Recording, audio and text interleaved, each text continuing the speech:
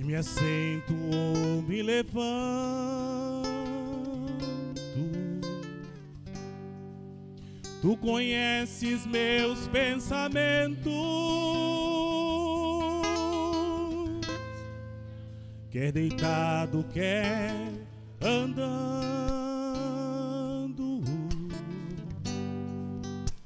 sabes todos os meus passos, ainda que haja em mim palavras,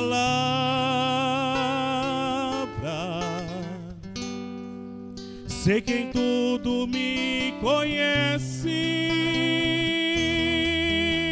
Senhor, eu sei que tu me sondas, Senhor, eu sei que tu me sondas, Senhor, eu sei que tu me sondas, Senhor, eu sei que tu me sondas.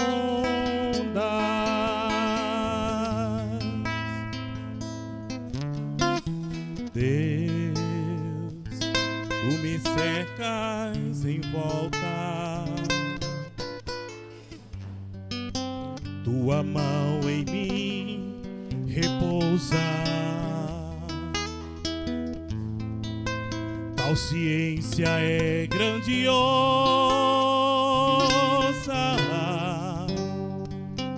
não alcanço de tão alta. Se eu subo até o céu,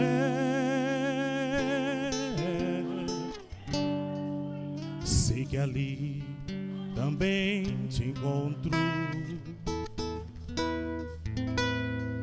Se no abismo está minha cama,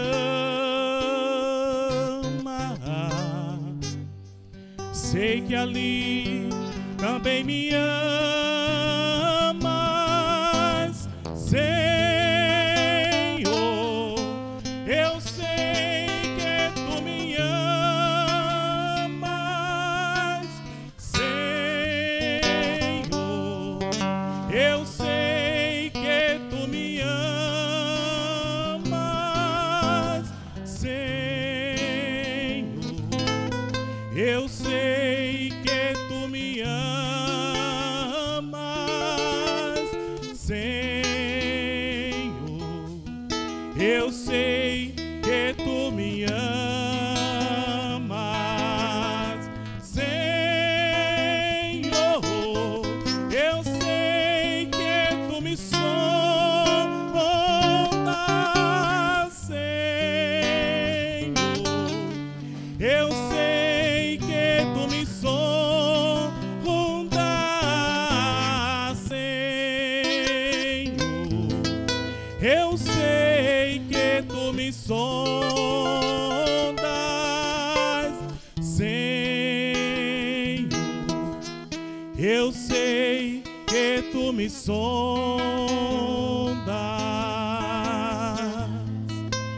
eu sei que tu me sondas.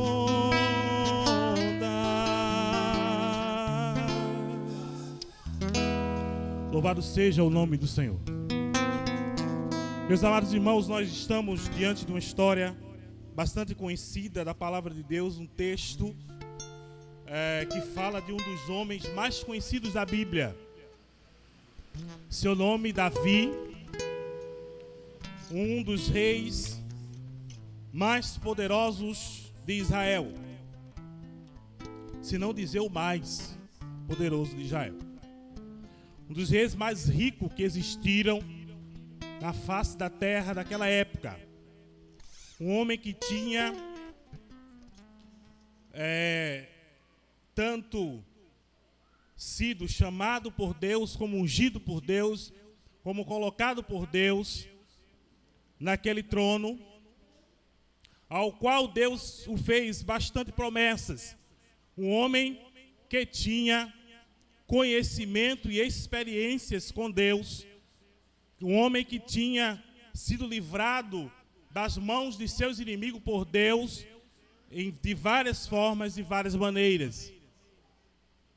E agora esse homem se encontra no seu palácio real, e pela história que a gente lê, Israel estava em batalha, Israel estava em guerra, Israel estava saindo novamente para guerrear contra seus inimigos. Os irmãos conhecem bem a história de Israel e sabem que o povo de Israel era um povo bastante odiado por aqueles que estavam ao seu redor, né? Cidades circunvizinhas de Israel e Jerusalém. E esse povo tinha vários inimigos, e o seu rei, Davi, ele tinha livrado este povo muitas e muitas vezes em muitas batalhas. Davi era um homem de guerra, como os irmãos já conhecem a história e conhecem bem. Eu estava há 15 dias atrás conversando com um pastor, amigo nosso, e ele estava falando sobre a história de Davi, e ele ressaltou aqui o personagem Urias de uma outra forma, né? Mas enquanto ele falava de Davi e de Urias, esse texto nos despertou uma outra face existente dentro desse texto. Quando você lê uma história rica como essa, a tua mente ela consegue ir a vários lugares, e ela consegue alcançar coisas que você nem imagina. A palavra de Deus, ela é bastante rica em muitos e muitos textos, e não nos deixa, assim, ficarmos parados muito tempo numa coisa só. Eu fiz questão de ler todo o capítulo 11, porque, na realidade, o capítulo 11 ele conta uma história diferente das que eu já ouvi acerca do pecado de Davi e Betseba.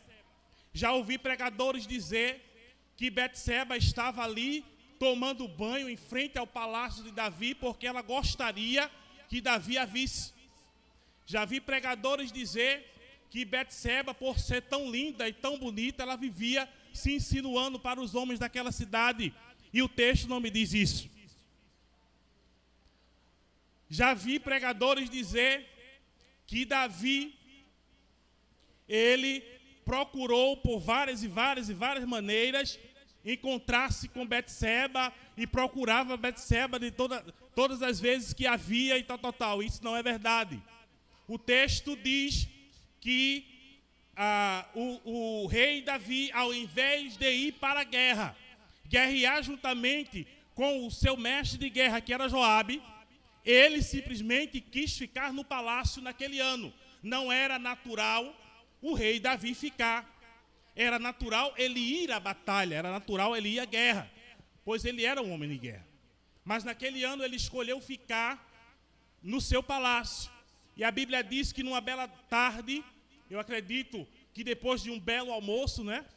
Davi deve ter descansado bastante, comido bastante, né? Ele deve ter dormido, e a Bíblia diz que ele se levanta e vai para a sacada do seu palácio observar as coisas que estavam acontecendo ao redor do seu reino. Com certeza, Davi era um rei bastante participativo junto ao povo. Davi, ele não era aquele rei carrasco que vivia dentro do seu palácio e o povo ficava sofrendo lá fora. Eu acredito que não. Foi um dos melhores reis de Israel. Então Davi se levanta naquela tarde e ele vai para a sacada da sua casa real, diz a palavra de Deus, e começa a observar. E a minha Bíblia diz, e a sua Bíblia diz, que ele olha para a casa ao lado do seu palácio, e ele percebe uma mulher que estava tomando banho.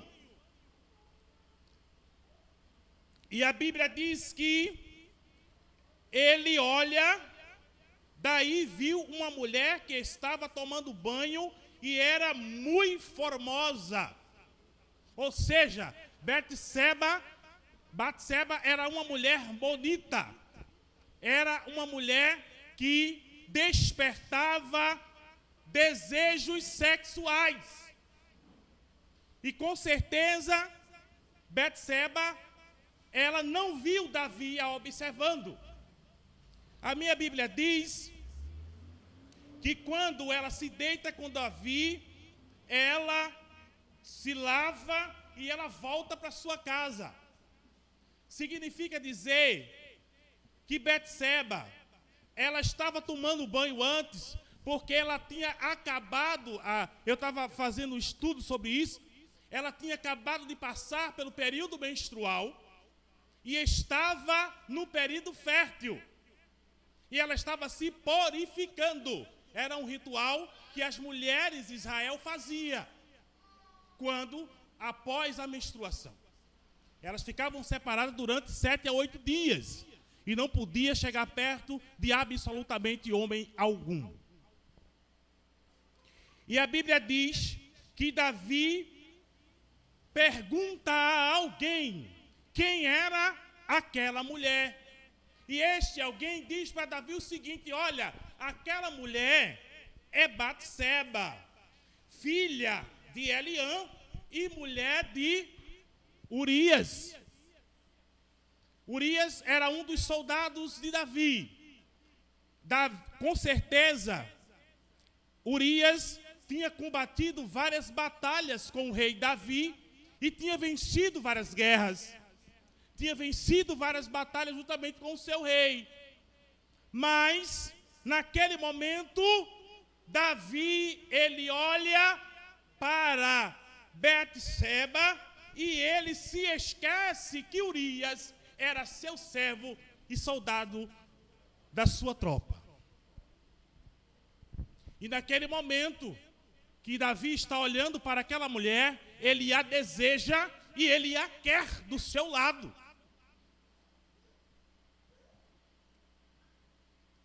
E ele diz assim, no versículo de número 4, Davi envia mensageiros que a trouxessem, e ela veio imediatamente. Ele sai na sacada, ele olha, deseja, pergunta quem é, manda buscar e se deita ao mesmo tempo. Não houve meio termo para Davi aí, não. Ele disse: aqui quem manda sou eu sou o rei, eu quero ela, manda trazer. Davi não pensou em Urias, Davi não pensou em Batseba, Davi não pensou em ninguém. Davi pensou apenas no seu desejo sexual que precisava ser satisfeito. Ele não estava nem aí.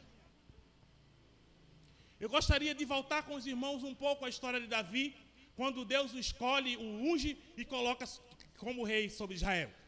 A Bíblia diz que antes dele ser ungido rei, ele passou por várias perseguições por causa de Saul, que queria matá-lo, porque Deus o havia escolhido. E Deus fez várias promessas a Davi como rei, antes dele ser ungido. Quando ele envia o profeta para procurar entre os filhos de Jessé quem seria o rei, ele descobre Davi, um homem que estava no campo pastoreando ovelhas. E Davi era homem valente, diz o texto. Davi matou o urso, rasgou o leão pelo meio. Era um cabra rochedo, né, Walterlino? Mas, amados irmãos, essa história é muito interessante e ela me desperta algo interessante. Após Davi ter deitado com Batseba, ela se levanta, se purifica da sua imundícia, porque ela sabia que o que tinha feito era errado, e ela vai para sua casa. Algum tempo depois, não sei quanto tempo, se 15 dias, se 30 dias, acredito que nesse meio tempo aí, deva ter passado um mês, e com certeza não veio a menstruação. E aí Betseba descobre que está grávida, mas o seu marido está na guerra há meses. E eu acredito que aquela mulher, ela ficou se perguntando: o que é que eu vou dizer ao meu marido quando ele voltar? Qual é a explicação que eu vou dar para ele? E ela, preocupada, manda dizer a Davi: amados irmãos, nós estamos diante do pecado de adultério, e o pecado de adultério, diante de Deus, ele é pecado. Adultério não deixou de ser pecado. Não deseje aquilo que é do seu próximo, porque é pecado. Seja homem ou seja mulher, o que é dela, o que é dele é dele, o que é seu. Amém? E Davi, naquele momento, quando ele sabe, ele pensa: eu vou ter que esconder o meu pecado, eu vou ter que bolar um plano, eu vou ter que fazer uma estratégia para esconder o que eu fiz. Olha, irmãos, nós muitas vezes, diante do pecado, nos comprometemos tanto, que quando ele consegue nos sufocar, a gente não consegue nem se levantar do banco da igreja mais. E eu agora abro um parênteses, abro um leque, e nesse meio leque entra eu e entra você. Como é que você está diante de Deus? Como é que você está resolvendo a sua questão quanto ao pecado? Como é que você está lidando com o pecado? Como é que você está lidando com os erros cometidos no dia a dia? Será que você está se arrependendo e deixando? Ou você está procurando meios e estratégias para escondê-lo? Senhor, eu sei que tu me sondas. O salmista Davi, no Salmo 139, ele diz: se eu subir ao céu, lá estás. Se eu descer ao mais profundo abismo, lá estás também. Não há como nos esconder de Deus. Ele diz que nos conhece em substância informe e ele sonda o nosso coração. E ele está sondando o teu e o meu neste momento através da sua palavra. Você está sendo sondado, você está sendo procurado pelo Senhor nessa hora. Abra apenas o seu coração e deixe Ele fazer aquilo que tem que ser feito em mim e em você. A Bíblia diz que Davi envia um mensageiro ao seu mestre de guerra, Joabe, e diz: manda-me Urias o Eteu. E Joabe enviou Urias a Davi. Olha, irmãos, há pecados cometidos no corpo e fora do corpo. No caso do pecado de adultério, é pecado cometido no corpo e fora dele também. Sabe por quê? Porque envolve uma outra pessoa. Se o teu pecado apenas envolve você mesmo, você sozinho está sofrendo. Porque você está carregando o pecado. Sozinho. Foi você que cometeu e só você e Deus sabe. Mas se o teu pecado envolve alguém, é muito mais perigoso ainda. Se o teu pecado envolve alguém, é perigosíssimo. Porque aquele amigo que você tem também tem um amigo. E aquele amigo do seu amigo também tem um amigo. E se o pecado for um pecado de ordem muito pesada, ele não vai conseguir esconder. Os servos de Davi sabiam o que Davi tinha feito. Ele conversou com alguém e perguntou quem era. Conversou com outros mensageiros e mandou buscar.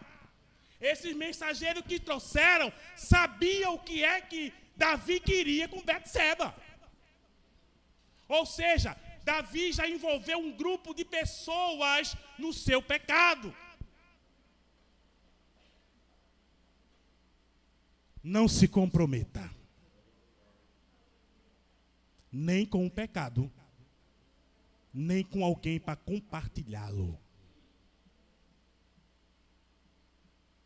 A igreja evangélica brasileira, eu abro parênteses, e não tenho medo, vou logo avisando, está cheia de crentes carregados de pecado,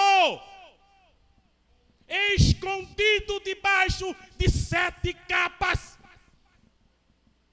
impedindo a ação do Espírito Santo no meio do seu povo. Descomprometidos com Deus, descomprometidos com a palavra de Deus, descomprometidos com o verdadeiro evangelho, descomprometidos com o testemunho cristão, e ainda tem coragem de abrir a boca e glorificar a Deus. E Deus diz: vocês estão pecando, vocês estão roubando. E o povo ainda pergunta: mas Senhor, em quem eu tenho defraudado? A quem eu tenho roubado? O que é que eu tenho feito de errado? E o Espírito Santo de Deus, ele não opera mais como deveria operar. Ele opera em 1, ele opera em 2, ele opera em 3, naquele que tem mais intimidade, naquele que está buscando um pouquinho mais, naquele que está lendo um pouquinho mais, mas na igreja toda ele não opera mais.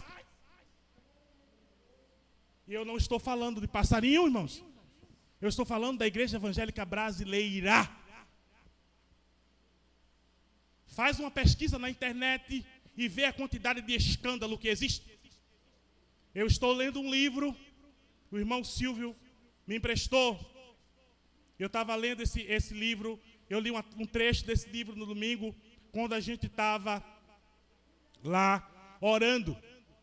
E nos Estados Unidos foi feita uma pesquisa entre os batistas, entre os reformados, os pentecostais e os neopentecostais. E a pesquisa era: como você está lidando com o sexo no e fora do casamento. E a porcentagem foi tão alta, de crentes que já traíram seus cônjuges várias e várias vezes. Continuam casados, mas traíram seus cônjuges.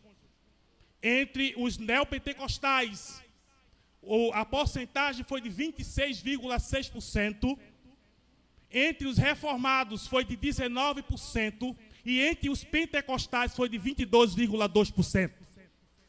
E o escritor do livro, ele diz o seguinte: olha, amado, essa pesquisa foi feita nos Estados Unidos e a gente sabe que se a maioria respondesse, esse número dobraria. Por quê? As pessoas têm medo de revelar aquilo que fizeram de errado. Eu estou diante de uma história muito interessante, porque um homem ungido por Deus, um rei em Israel, que recebeu várias promessas de Deus, que recebeu várias vitórias de Deus, que tinha intimidade com Deus, que tinha negócio com Deus, pecou, escondeu o seu pecado de várias maneiras e começou a sofrer. A minha Bíblia diz que ele manda buscar Urias, traz Urias, conversa com Urias, pergunta como está a guerra. Urias diz, e ele diz assim: vai, Urias, para a tua casa, vai ficar com tua mulher, porque tu vieste de uma guerra, tu vieste de uma jornada. E ele precisava ir para a casa dele, porque o desejo de um soldado é voltar para casa. Antes de lendo esse texto, eu fui assistir 3 filmes: Troia, 300 e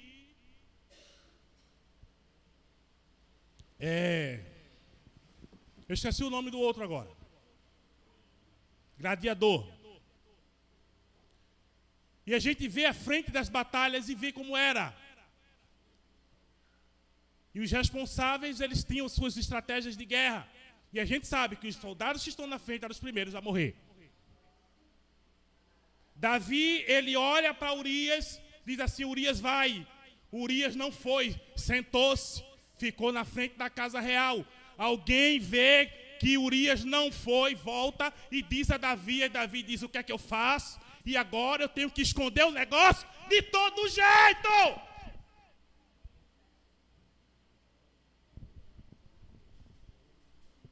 Esse homem tem que ir para casa.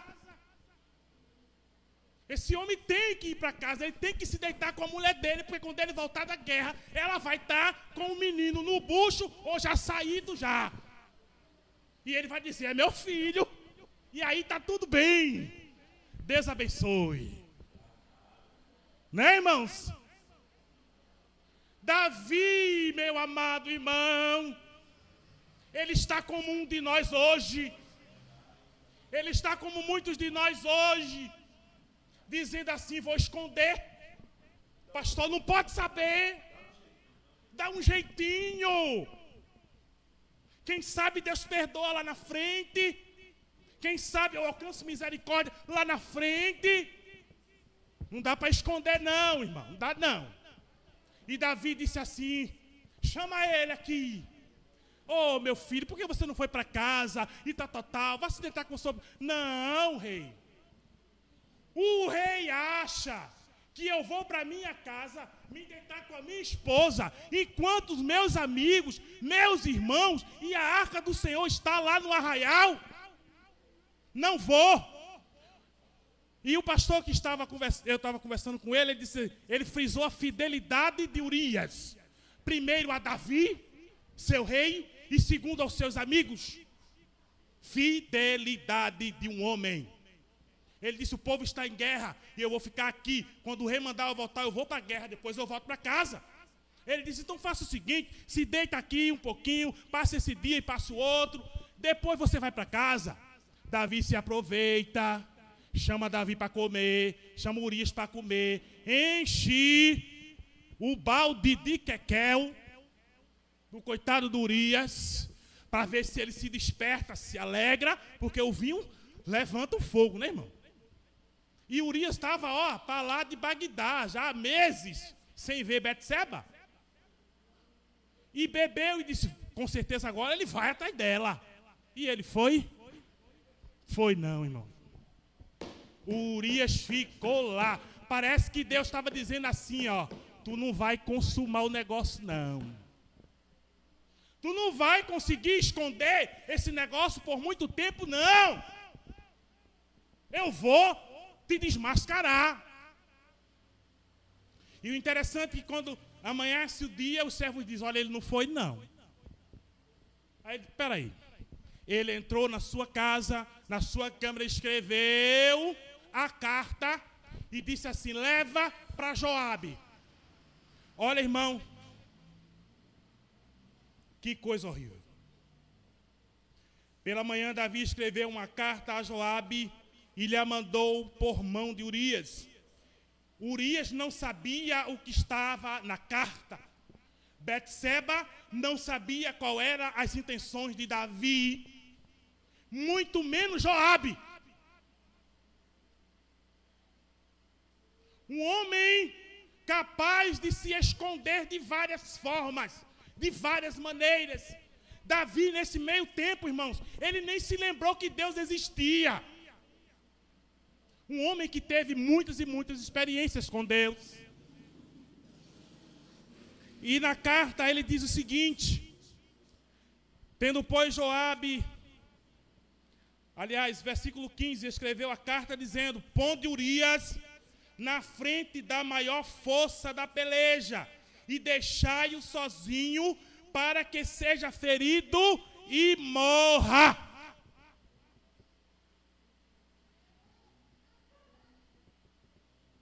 Muitas vezes, irmãos, Diante do pecado, nós preferimos que alguém morra a sermos descobertos. Você sabia? Morra na fé, o casamento se acabe, a família se dissolva, mas você tem que ficar de pé, porque o teu pecado é mais importante que todo mundo e que Deus. Estamos diante de um Deus que vê. Estamos diante de um Deus que sonda e conhece o meu e o teu coração. E a Bíblia diz, não há quem possa escapar da sua mão. Agindo Ele, quem pode impedir? Você não pode. Você não vai. E Ele não vai permitir que você se esconda dele por muito tempo. Ele ainda é Deus de Israel. Ele ainda é Deus da Igreja Presbiteriana Renovada de Passarinho. E Ele vai agir, e Ele vai fazer, e Ele vai revelar. Esse é o Deus que eu sirvo. Um Deus que tudo vê. O Deus que tudo vê. Que sonda e conhece o teu coração. Eu vou terminar. E a Bíblia diz que Joabe, sabendo do desejo do rei agora, olha, mais um envolvido no pecado, manda o coitado do Urias, fiel, feliz. Quando você vê teu irmão indo para a morte, não deixe não, viu? Não deixe ele morrer não. Vá atrás dele, segure na mão dele, abrace ele, beije ele, dê conselho a ele, levante ele, levante ela, dê força a ele, dê força a ela. Isso é o que Deus quer de nós. Não se glorie, irmãos, se por acaso você vê alguém cair. Chore com ele. E a Bíblia diz que Joabe, ele manda Urias para frente da peleja e perto do muro, ele leva uma flechada. Ele morre e mandam dizer ao rei. E o rei feliz diz assim: ó Joabe,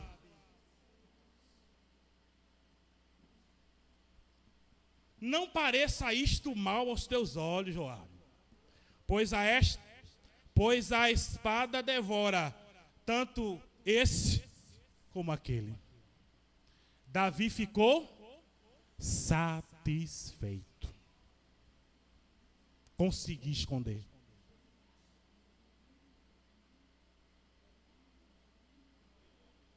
Quantas vezes quiseste então mudar teu pensar, teu modo de agir, e ao sentir que nada adiantou, foi tudo em vão, ó irmão, eu sei que foi ruim, mas uma coisa eu quero te dizer: Deus te ama, e eu também, tá?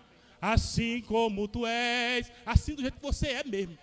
Mesmo quando muitos dizem que não há mais solução, meu Senhor, estende a sua mão.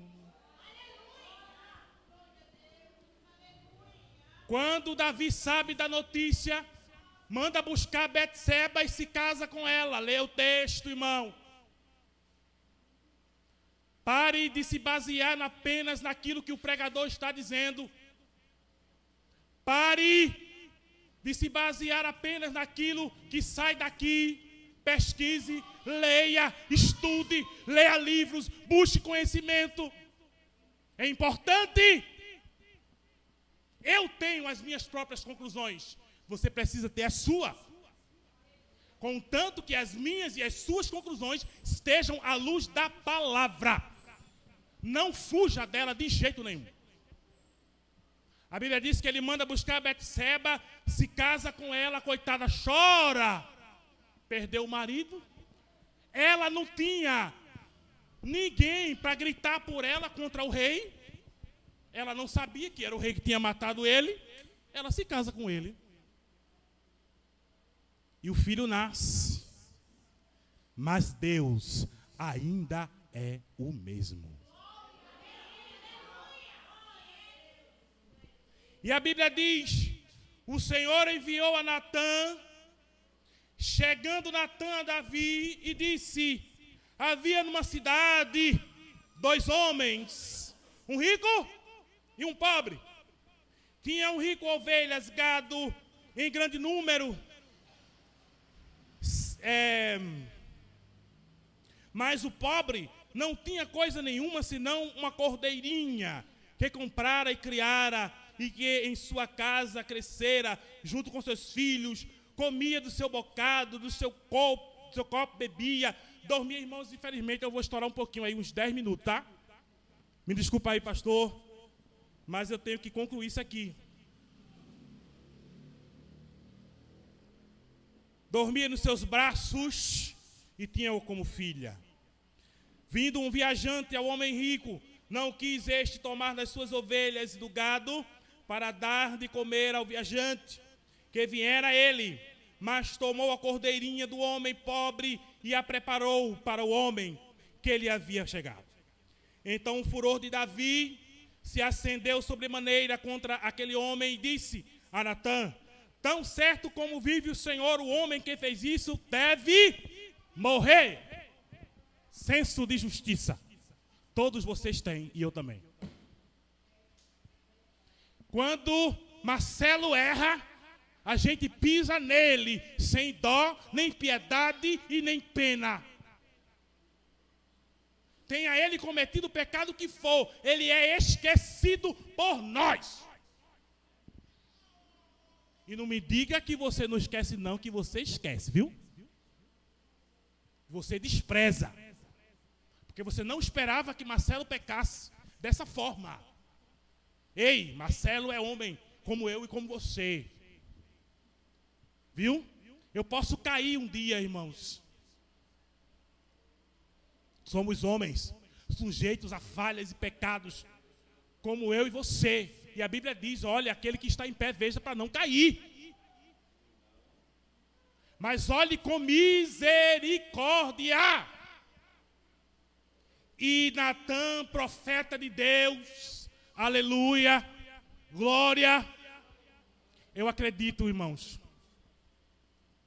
que aqui no meio dessa igreja, Deus vai levantar profeta. A minha Bíblia diz, e a sua Bíblia diz que sem profecia o povo se corrompe. E eu creio num Deus que levanta profeta e envia profeta para falar comigo e com você. Nos dias de hoje, a igreja do Senhor, sem generalizar, amados, ela está sem o temor de Deus. Eu não estou dizendo que você está sem temor a Deus. Presta atenção. Eu estou dizendo que a maioria dos crentes nas igrejas evangélicas brasileiras estão sem temor a Deus. E anda por aí praticando coisas erradas, fazendo coisas erradas o tempo inteiro, sem se preocupar com Deus do céu. Natã se vira para Davi e diz o seguinte: então disse Natã a Davi, versículo número 7 do capítulo 12: tu és este homem. Fique em pé.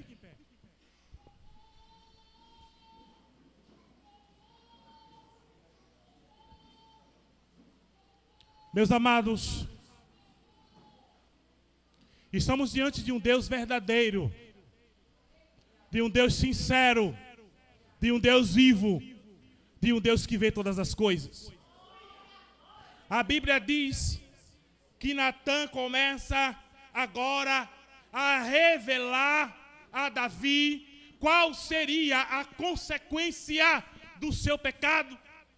E ele diz o seguinte: porque, pois, desprezastes a palavra do Senhor, fazendo o que era mal perante ele, a Urias o Eteu, feristes a espada, e a sua mulher tomastes por mulher, e depois de matar com a espada dos filhos de Amon, agora, pois, não se separará a espada jamais da tua casa, porquanto me desprezastes e tomastes a mulher de Urias, o Eteu, para ser tua mulher. Assim diz o Senhor: eis que da tua própria casa suscitarei o mal sobre ti, e tomarei tuas mulheres à tua própria vista, e as darei a teu próximo, o qual se deitará com elas em plena luz do sol. Primeira consequência: porque tu fizestes em oculto, presta atenção. Você que trabalha em oculto, Deus está falando com alguém aqui hoje à noite, viu?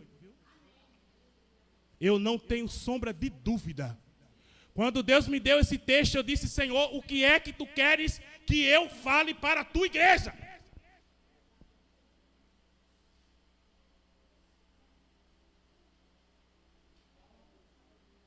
Tu fizestes em oculto, mas eu farei isto perante todo Israel e perante o sol. Não se esconda, não adianta. Deus vai pregar nos telhados. A igreja é do Senhor. A igreja presbiteriana renovada de Passarinho é do Senhor Jesus. É Ele que manda nesse lugar. É Ele que governa esse lugar. É Ele que dirige esse lugar. É Ele que tem na sua mão o controle desse lugar. É muita coisa escondida em oculto, né, irmão? É com você mesmo que Deus está falando. E Deus é Deus de confronto, viu?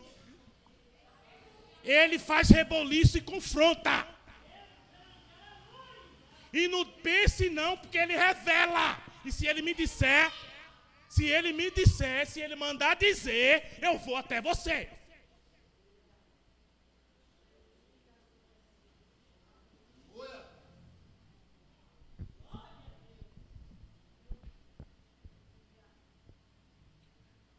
Aleluia.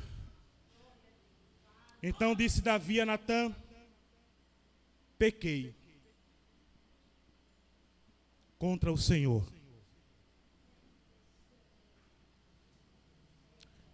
Davi passou a ser chamado homem segundo o coração de Deus, quando ele reconheceu o seu pecado.